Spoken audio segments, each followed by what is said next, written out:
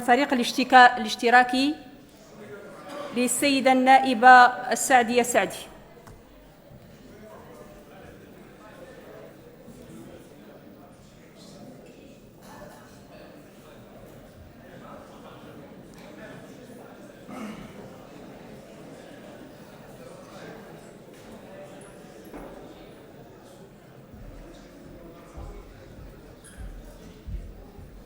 السيدة النائبة المحترمة، لك دقيقتين في حصتك و5 دقائق في إطار المرونة.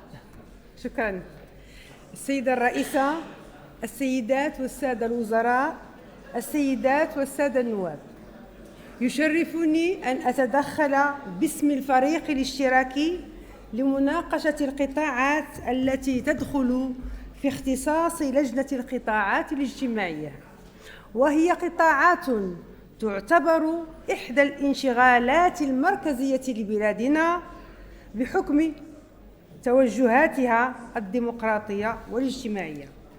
لقد أضحت التنمية الاجتماعية التي تضع الإنسان في صلبها اختياراً استراتيجياً محورياً في السياسات العمومية بالمغرب، بعدما طالها التهميش لعقود ناضل خلالها الاتحاد الاشتراكي للقوات الشعبية من أجل جعلها رهاناً مركزياً للنهوض بأوضاع الفئات المحرومة وإقرار العدالة الاجتماعية. ولا يسعنا اليوم إلا أن ننوه بوضعها على رأس أولويات أجندتنا السياسية بعد قضيتنا الوطنية، سواء من خلال التوجيهات والمبادرات الملكية السامية أو من خلال السياسات والبرامج المعتمدة منذ حكومة التناوب، وخاصة منها الأوراش الكبرى التي تستهدف النهوض بالحقوق الاقتصادية والاجتماعية للمواطنين والمواطنات ومحاربة الفقر والهشاشة والإقصاء الاجتماعي، والتي عززتها بشكل نوعي المبادرة الوطنية للتنمية البشرية التي أصبحت رافعة أساسية لها.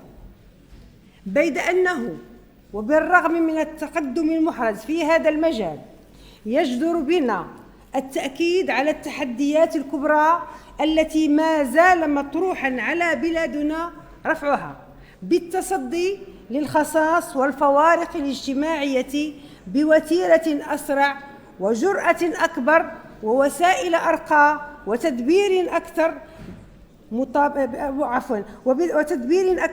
مطابقة لشروط الحكامة الجيدة، وهو ما جعل منه برنامج الاتحاد الاشتراكي للقوات الشعبية هدفاً محورياً وبلوره في اقتراحات في إطار جيل جديد من الإصلاحات لمواصلة تعزيز وتطوير مسلسل الإصلاح الذي انخرطت فيه بلدنا.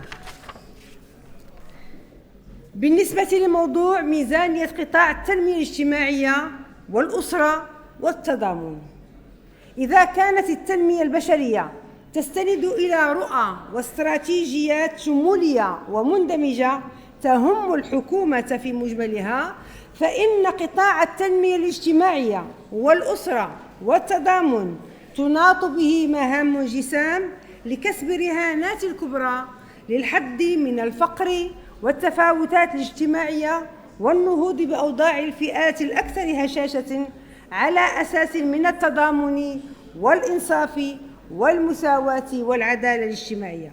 لذا فإننا نسجل في الفريق الاشتراكي ضعف وهزالة الميزانية المرصودة له، والتي لا تتناسب لا مع حجم الانتظارات والتحديات المطروحة على هذا القطاع ولا حتى على للبرامج المسطرة في إطاره. كما نعتبر في الفريق الاشتراكي أن تعدد المتدخلين وتشتت الجهود واستمرار نهج مقاربة قطاعية تحد من نجاعة ووقع السياسات العامة المنتهجة في هذا المجال. ومن أجل تخفيف آثار ضعف الميزانية وسد الخصاص، نقترح في الفريق الاشتراكي ما يلي: تجميع كل الاستراتيجيات والبرامج والمرافق المرتبطة بالتنمية الاجتماعية في إطار القطب الاجتماعي الذي تشكله وزارة التنمية الاجتماعية والأسرة والتضامن. إعادة النظر في إسناد تدبير المبادرة الوطنية للتنمية البشرية إلى قطاع الداخلية. بلورة استراتيجية شمولية ومندمجة واستشرافية تقطع مع التدخلات الجزئية والمحدودة الوقع التي تعتمدها الوزارة حاليا. بلورة خطة عمل وطنية للنهوض بأوضاع الأشخاص المعاقين تنبني على مقاربة حقوقية وليس دعائية، وإصدار قانون لحماية حقوق هذه الفئة في تلاؤم مع الاتفاقيات الدولية التي بلورها المنتظم الدولي في السنة الفارطة. التفعيل الناجع لمختلف الاستراتيجيات المتعلقة بالنهوض بحقوق النساء وحمايتها والتعجيل بإعمال التدابير المتضمنة فيها، وخاصة الاستراتيجية الوطنية لمناهضة العنف ضد النساء، والميثاق الوطني لتحسين صورة المرأة في الإعلام، والاستراتيجية الوطنية للإنصاف والمساواة. إعادة النظر في تدبير الآليات التي تم وضعها في هذا المجال بما يرقى بأدائها ووظائفها وبما يحسن وقعها على أوضاع النساء. المركز المغربي للإعلام والدراسات والتوثيق حول المرأة، الخط الأخضر، المرصد الوطني لمناهضة العنف، نقط ارتكاز النوع، الوحدات والخلايا المحدثة بالمحاكم والمستشفيات مع تعميمها على المراكز التابعة للشرطة والدرك. إحداث صندوق التكافل العائلي، تخويل الوزارة الاختصاصات والوسائل اللازمة لتمكينها من لعب دورها في تنسيق وتتبع مختلف السياسات الحكومية في مجال المساواة بين الجنسين نظرا للطابع الأفقي لقضايا المرأة. اعتماد معايير موضوعية وشفافة لدعم المجتمع المدني. لقد مكن اعتماد مقاربة سيدة النائبة النوع في المحترمة، يمكن لكم تسليم مداخلتكم مكتوبة للرئاسة.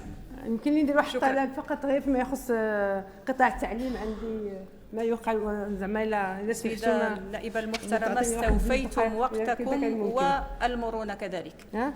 ممكن ولا يمكن لكم تسليم المداخلة مكتوبة للرئاسة. شكرا. ونمر إلى فريق الأصالة والمعاصرة، السيد النائب محمد بورحيم. شكرا سيدة النائبة.